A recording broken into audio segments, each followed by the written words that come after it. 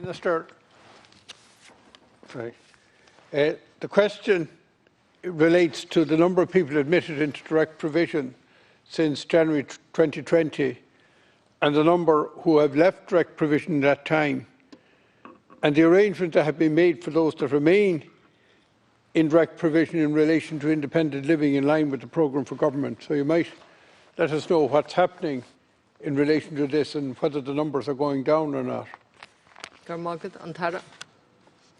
Thank you very much, Deputy, for that question. So as of Sunday, the 27th of June of this year, there were 6,465 persons accommodated by IPAS, the International Protection Accommodation Service of my department, in 70 accommodation centres. Of this number, 71%, 4,564, are being accommodated in centres that provide independent living facilities that include at least cooking facilities. A majority of these enjoy the full suite of independent living requirements, and 33%, 2,158, have own-door access to their accommodation.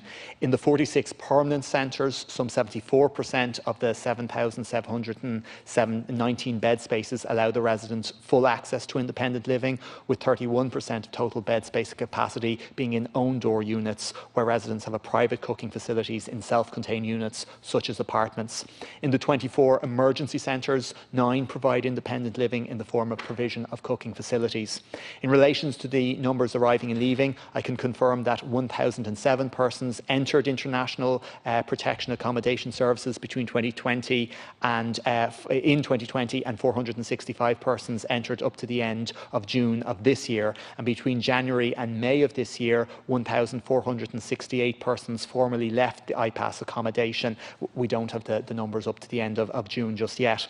My officials are currently developing a tender process to secure additional accommodation for families with children, couples and single people seeking international protection. This is to ensure my department has adequate capacity and can respond flexibly to increases in demand as they arise and move away from the reliance on emergency accommodation.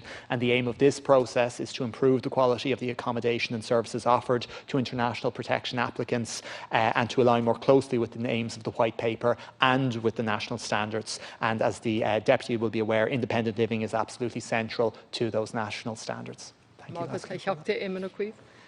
Minister, would I be right in thinking that the numbers coming in the last year and a half have been lower than in previous years? And am I right in, if I understood the figures correctly, that the number leaving has been matched by the number coming in? Now, I would have thought that there would have been an opportunity in the last year and a half to decrease radically the number of people in direct provision, because no matter how good it is, and I do recognise the progress being made in relation to independent living in particular, but not so much in own door, but at least there is 33% with own door accommodation.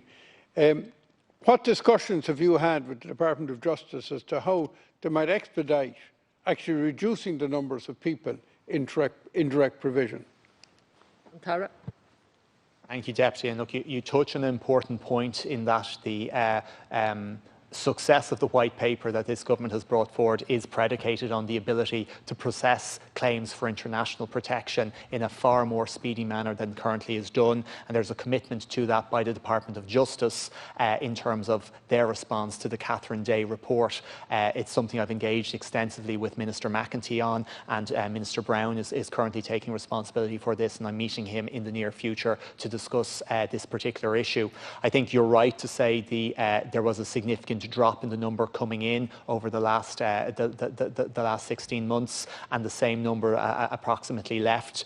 Certainly during the worst of COVID, it wasn't possible to process international protection applicants by the Department of Justice in the same manner, but the Department of Justice is looking at more online and satellite types approach to certainly its initial engagements with international protection applicants. So I hope to see that being maintained post-COVID.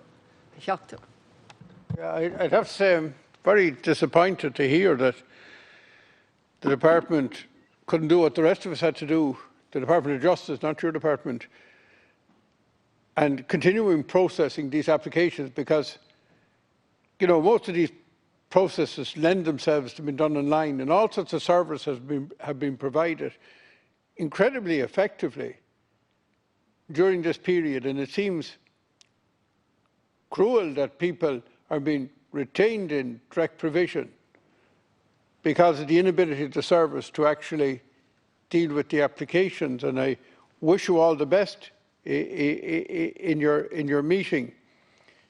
But I would like to ask the Minister, when do you think we'll get the number, or what is the target for increasing the number of own door and independent living? Because you say it's 71% and 33%. What would you hope to achieve between now, we say, and the end of next year, in the next year and a half, in terms of percentages in independent living and in own door accommodation? Thanks to the Deputy for his support for the process. In terms of the white paper, we're currently setting out the transition team and the programme board, and they will set out a clear set of goals in terms of what we expect to achieve in 2022, 2023, and obviously then by the end of 2024. Right now, there's a procurement process about to be commenced, so we can move away from those 24 emergency direct provision centres. Those are the ones where we're least likely to have own door accommodation or least likely to have cooking facilities, and that tender process will insist on independent living model. So my goal this year is to end the reliance on emergency accommodation and bring in this new set of direct provision centres that meet the national standards, while at the same time working towards the wider vision of ending direct provision by the end of 2024.